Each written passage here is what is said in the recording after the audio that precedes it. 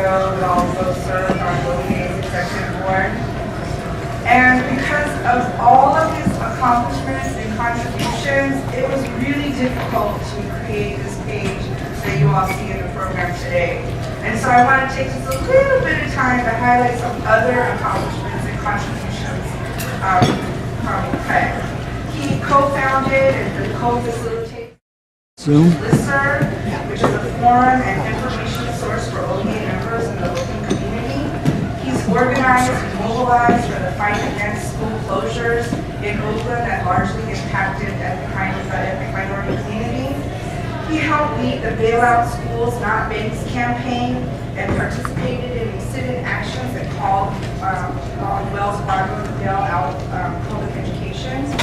He's written and had published opinion pieces and articles that represents the much-needed educators' perspectives. He's brought MBIs to the R-Range, events our members, the list goes on and on. But Craig, I know, looks at everything through a lens of equity and standing up for, speaking up for, and acting up for what's right and fair. And really quickly, I yield the rest of my mic time to Craig Morgan.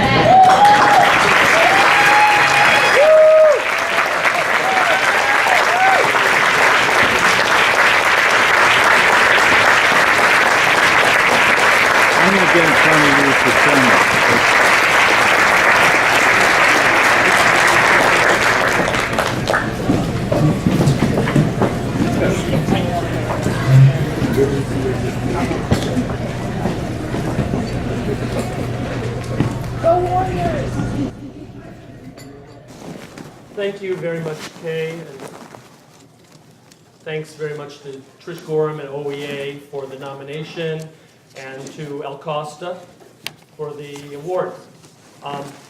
This acknowledges years of work by a number of activists and leaders like Bob Bendel and Jack Gerson, who are here today, and who would love you to join them tomorrow, by the way, out at Oracle before the playoff game, leafleting and protesting the censorship of a documentary about Mumia Abu-Jamal at a Cineplex in Newark, co-owned by Shaquille O'Neal.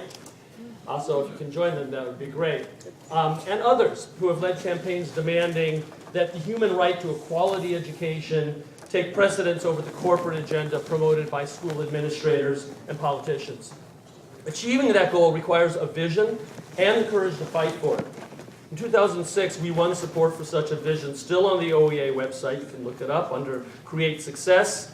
It outlines what's required for excellent public schools for all students. Class sizes of 15, teachers supported by adequate resources, prep time, mentoring, and compensation, expanded childhood and adult education, both decimated by our district since then, and more.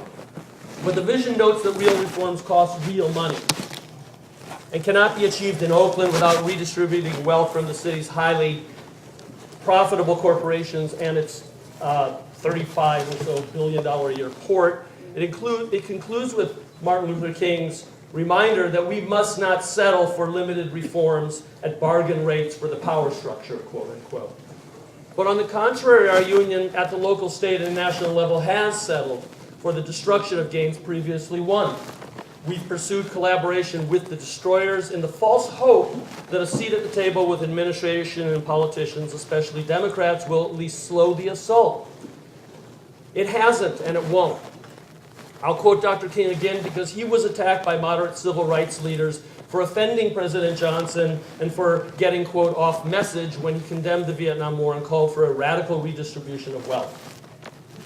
But King understood that progress depends not on powerful friends, but a strategy of nonviolent direct action to, quote, create a situation so crisis-packed that it will inevitably open the door to negotiation.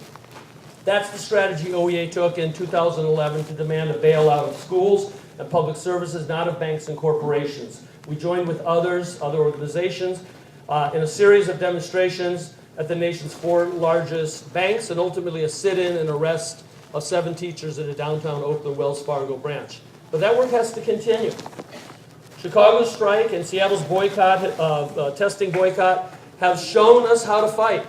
NEA and CTA need to lead with a campaign of direct action and strikes, including a statewide and national walkouts to demand the public schools and services our students need. I urge anyone here who is open enough, young enough, no matter your age, and brave enough to fight the ongoing destruction of teachers' unions and public education, to support the strategy, or at least to put it on the agenda in your chapter, State Council, and the NEARA. You'll be attacked, no doubt, as divisive, childish, unrealistic, blowhard, ultra-leftist. But what alternative do we have? Rhetorically rejecting the corporate agenda of doing more with less means nothing until we fight for more.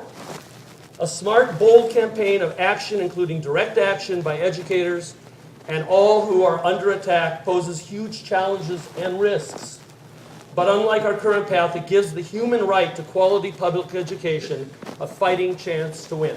Thank you very much.